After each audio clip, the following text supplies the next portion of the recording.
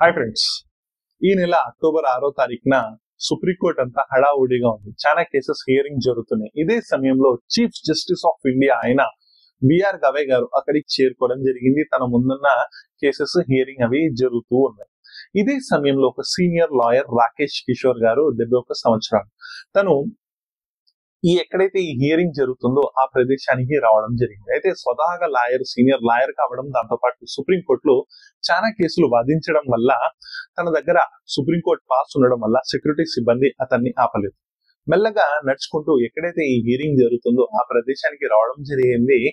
దాని తర్వాత వంగి తను వేసుకున్న షూని తీసి చీఫ్ జస్టిస్ ఆఫ్ ఇండియా అయిన బిఆర్ గవై పైన విసరడం అయితే జరిగింది. ఇది గమనించిన అక్కడ ఉన్న సెక్యూరిటీ సిబ్బంది ఆపే ప్రయత్నం చేసినప్పటికీ అప్పటికే ఈ షూని తీసి తన పైన విసరడం అనేది జరిగింది. అయితే లక్కీలీ ఆ షూ అయితే చీఫ్ జస్టిస్ ఆఫ్ ఇండియా పైన పడలేదు, అది పక్కన పడింది. దీంతో అతన్ని ఆ సెక్యూరిటీ సిబ్బంది అక్కడ నుంచి తీసుకెళ్లే ప్రయత్నం చేశారు.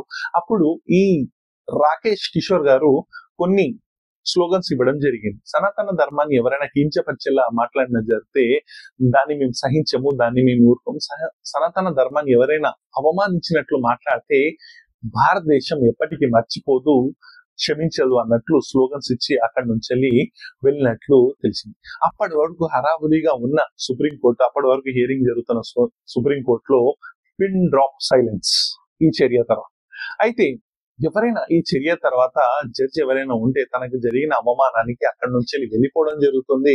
తనకి న్యాయం జరిగే వరకు తన సీట్ లో మళ్ళీ కూర్చోనని చెప్పడం జరుగుతుంది. కానీ బిఆర్ గవై గారు ఇదంతా ఏమి పట్టించుకోకుండా ఇలాంటి చర్యలను నేను చాలా లైట్ తీసుకుంటానని చెప్పి ఎవరి పని వారు చూసుకోవాలని చెప్పి తన ముందున్న హియరింగ్ ని కొనసాగించడం అనేది జరిగింది. అయితే రాకేష్ కిషోర్ గారు ఇంత కోపాన్ని పెంచుకోవడానికి గల కారణం ఏంటి, ఎందుకని సాక్షాత్తు చీఫ్ జస్టిస్ ఆఫ్ ఇండియా పైనే తన షూ విసరడానికి గల కారణం ఏంటి, తన అంత కోపానికి గల కారణం ఏంటి తెలుసుకునే ప్రయత్నం చేద్దాం. అయితే గత నెల సెప్టెంబర్ 16 కరెక్ట్ ఈ ఇన్సిడెంట్ కి 20 days ముందు ఒక సుప్రీంకోర్టులో ఒక పిటిషన్ రావడం జరిగింది. ఆ పిటిషన్ ఏంటంటే, ఆ పిటిషన్ వేసిన వ్యక్తి వచ్చేసి రాకేష్ దలాల్. రాకేష్ దలాల్ ఏమడిగారంటే, మధ్యప్రదేశ్ లో ఒక అద్భుతమైన ప్రాచుర్యమైన ప్రదేశం ఉంది. ఆ ప్రదేశమే ఖజురాహో. ఆ ఖజురాహో ప్రదేశము దాదాపు 80 గుళ్ళ సమూహం. ఈ సమూహం ఒక అద్భుతమైన శిల్పకళ సమూహము. ఇక్కడ చాలా హిస్టారికల్ సైట్స్ ఉన్నాయి, చాలా హిస్టారికల్ టెంపుల్స్, మంచి ఆర్కిటెక్చరల్ సైట్స్ ఉన్నాయి. అయితే ఈ ప్రదేశం కాలక్రమేణా దండయాత్ర వల్ల ఈ 80 టెంపుల్ కాస్త 22 టెంపుల్గా మిగిలింది. ఆ తర్వాత కూడా ఈ 22 టెంపుల్స్ ఉన్నాయి కదా, ఈ 22 టెంపుల్స్ లో కూడా చాలా విగ్రహాలు ధ్వంసానికి గురవ్వడం జరిగింది. అయితే అందులో ముఖ్యంగా చెప్పాలంటే శ్రీ విష్ణు విగ్రహం కూడా ఈ టెంపుల్లో ఉంది. ఈ టెంపుల్లో శ్రీ విష్ణు విగ్రహం కూడా ధ్వంసానికి గురైంది. తన ఫేస్ ఏదైతే తల ఏదైతే ఉందో ధ్వంసం ఉండడం వల్ల ఈ పిటిషన్ వేసి రాకేష్ దలాల్ గారు కేంద్ర ప్రభుత్వానికి ఆదేశాలు మీరు ఇవ్వండి, ఈ టెంపుల్ ని బాగు చేయండి, రూపొందించండి, ఏదైతే ఈ ఐడల్ ఉందో దాన్ని రీప్లేస్ చేయండి అని చెప్పి రిక్వెస్ట్ చేయడం జరిగింది. అయితే దీన్ని డైరెక్ట్ గా చీఫ్ జస్టిస్ ఆఫ్ ఇండియా అయిన బిఆర్ గవై గారు ఈ కేసుని కొట్టివేయడం జరిగింది. ఎందుకంటే తన ఇంటెన్షన్స్ ని అర్థం చేసుకొని ఇది కేవలం మీరు పబ్లిసిటీ స్టంట్ కోసం చేస్తున్నారు, దీంట్లో ఎలాంటి ప్రాపర్ ఐడియా కూడా మీకు లేదు. మీరు ఇంకా న్యాయం కావాలి అనుకుంటే మీరు ఆర్కియాలజికల్ డిపార్ట్మెంట్ ఆఫ్ ఇండియా, పురావస్తు శాఖ ఏదైతే ఉంటుందో అక్కడికి వెళ్ళి మీరు అర్జీ పెట్టుకోండి, వాళ్ళని అడగండి మీకు ఇంకేదైనా కావాలి అంటే.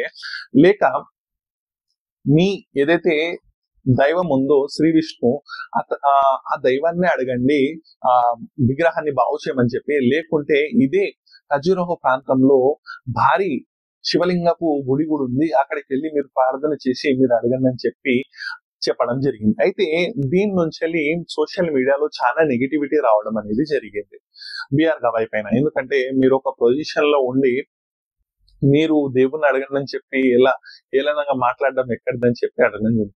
అయితే యాక్చువల్గా ఇక్కడ జరిగింది ఏంటంటే, ఈ ప్రదేశం ఏదైతే ఖజురాహో ప్రదేశం ఏదైతే ఉందో దీనికి సంబంధించిన టెంపుల్స్ ఏవైతే ఉన్నాయో ఇవన్నీ యునెస్కో అంటే ఐక్యరాజ్యకు సంబంధించి చెందిన ప్రథమ సంస్థ అయిన యునెస్కో సైట్స్ కిందికి వస్తుంది. 80 టెంపుల్స్, దాదాపు 22 టెంపుల్స్ ఇప్పుడు ప్రజెంట్ ఏవైతే ఉన్నాయో ఇవన్నీ దీని పర్యవేక్షణ అంతా, దీన్ని చూసుకోవాల్సిన బాధ్యత అంతా యునెస్కో సైట్. ఇది ఒక హిస్టారికల్ సైట్. ఇక్కడ టెంపుల్ లోని విగ్రహం కాదు కదా, పిడికిలు మట్టిని కూడా తీసుకోవాలంటే వాళ్ళ పర్మిషనే కావాలి. ఇక్కడ సెంట్రల్ గవర్నమెంట్ కానీ ఎవరి పర్మిషన్ కానీ ఉండదు. దాంతో పాటు దీన్ని పర్యవేక్షించే బాధ్యత ఎవరిదంటే ఆర్కియాలజికల్ డిపార్ట్మెంట్ ఆఫ్ ఇండియా, అంటే పురావస్తు శాఖది. ఇది కంప్లీట్ యునెస్కో సైట్ యొక్క ఆధ్వర్యంలో ఉండే, అక్కడ నుంచి ఆర్కియాలజికల్ డిపార్ట్మెంట్ అనేది దీన్ని మానిటరింగ్ అనేది చేస్తూ ఉంటది వాళ్ళ ఆధ్వర్యంలో. అయితే దీనిపైన ఏదైనా ప్రాపర్ లేకుంటే బేసిక్ నాలెడ్జ్ కనుక రాకేష్ దలాల్ దగ్గర ఉన్నట్లయితే తను ఈ పిటిషన్ వేయకపోతుంది.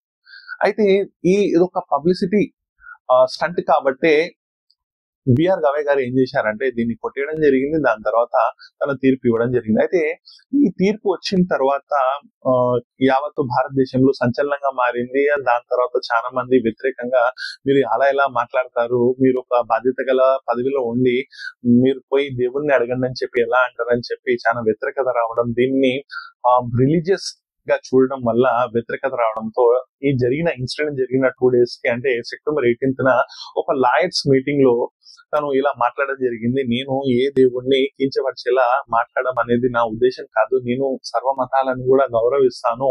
నేను ఒక సెక్యులర్ వాదిని.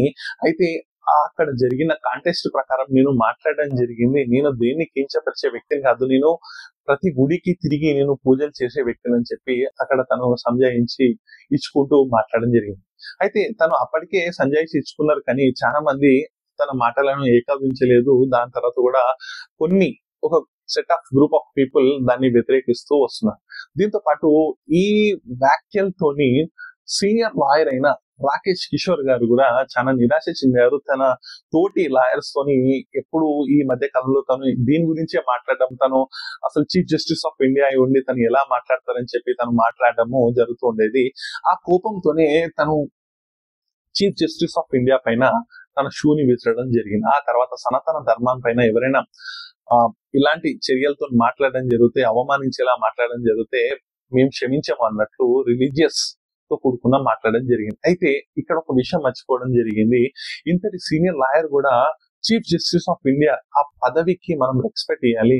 ఆ రెస్పెక్ట్ ని మరిచి మనము ప్రవర్తించకూడదు. ఎందుకంటే భారతదేశంలో రిలీజియస్ కన్నా అన్నిటికన్నా మనం కాన్స్టిట్యూషన్ లో నమ్ముతామో, అలాంటి కాన్స్టిట్యూషన్ లో అత్యున్నతమైన ప్లేస్ ఏదైతే ఉంది అంటే అది chief justice of India. President of India తర్వాత చీఫ్ జస్టిస్ ఆఫ్ ఇండియా. అలాంటి వ్యక్తిని మనము అవమానించడం అంటే దేశాన్ని అవమానించినట్లే. ఇక్కడ రిలీజియస్ అనేది, మీరు ఒకవేళ చీఫ్ జస్టిస్ ఆఫ్ ఇండియా మాటలతోనే అఫెండ్ అయినట్లయితే మీరు లీగల్ గా వెళ్తే బాగుండేది, కానీ ఇలా వెళ్ళడం అనేది కరెక్ట్ కాదు. దీన్ని టార్గెట్ చేస్తూ సోషల్ మీడియాలో రైట్ వింగ్ సంబంధించిన వ్యక్తులు దీనికి ఆపోజిట్ గా మాట్లాడడం, లెఫ్ట్ వింగ్ కి సంబంధించిన వ్యక్తులు దీనికి పాజిటివ్ గా మాట్లాడడం అనేది జరుగుతుంది. అయితే నేను రైట్ వింగ్ లెఫ్ట్ వింగ్ కాదు, నాకు రైట్ అనిపిస్తే రైట్ గా మాట్లాడతా, అది తప్పు అయితే తప్పు అని చెప్తా. అయితే కొన్ని రోజుల ముందు ఆర్ఎస్ఎస్ కి సంబంధించి 100వ జయంతి ఉత్సవాలు జరగడం జరిగింది. దీనికి చీఫ్ గెస్ట్ గా బిఆర్ గవై గారి తల్లి గారిని ఇక్కడికి ఆహ్వానించడం జరిగింది. అయితే వారి తల్లి గారు అనారోగ్యంగా ఉండడం వల్ల తను వెళ్ళలేకపోయింది. అయితే సోషల్ మీడియాలో ఒక లెటర్ సర్క్యులేట్ అయింది. నేను కన్నుడు గట్టిన అంబేద్కర్ వాదిని, నేను ఇలాంటి సమాజంలో రెచ్చగొట్టే వ్యాఖ్యలు చేసే, పబ్లిక్ ని డివైడ్ చేసి ఆర్ఎస్ఎస్ కి నేను రాను ఈ మీటింగ్ అని చెప్పి ఒక లెటర్ అనేది సర్క్యులేట్ అయింది. అయితే యాక్చువల్ గా లెటర్ అనేది సోషల్ మీడియా బయట నుంచి కొన్ని అదృశ్య శక్తులు చేయడం జరిగింది, కానీ తను అనారోగ్యంగా ఉండడం వల్ల వాళ్ళ తల్లి గారు రావలేకపోవడం అనేది అసలు నిజమైన జరిగిన సంఘటన. దీన్ని కూడా చాలా మంది నెగిటివిటీతో బిఆర్ గవై గారిని అవమానించడము, తనని హేళన చేయడం అనేది జరిగింది. సోషల్ మీడియాలో ఈ చర్యలు అనేవి జరుగుతాయి. దీనిపైన ప్రధానమంత్రి మోదీ గారు కూడా ఇది నాట్ యాక్సెప్టబుల్, ఏదైతే సీనియర్ లాయర్ రాకేష్ కిషోర్ గారు చేశారో దాన్ని క్షమించరానిది, దీన్ని యావత్ దేశం కోపంగా ఉంది, ఇలాంటి చర్యలు అనేది చాలా తప్పని చెప్పి వార్నింగ్ కూడా ఇవ్వడం జరిగింది తన ట్వీట్ రూపంలో. ఏదేమైనా చీఫ్ జస్టిస్ ఆఫ్ ఇండియా పైన ఇలాంటి చర్యలు జరగడం అనేది కరెక్ట్ కాదు.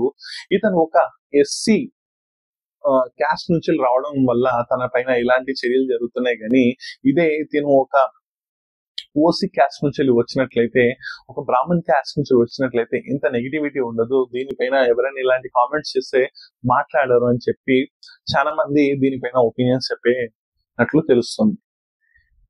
ఈ విషయం మీకు క్లియర్ గా అర్థమయ్యే విధంగా చెప్పానని చెప్పి అనుకుంటున్నాను. ఈ వీడియో కనుక మీకు నచ్చినట్లయితే ప్లీజ్ లైక్, షేర్, సబ్స్క్రైబ్ చేయండి. మీ యొక్క కామెంట్స్ ని దీనిపైన మీ యొక్క అభిప్రాయాలని తెలియజేయండి.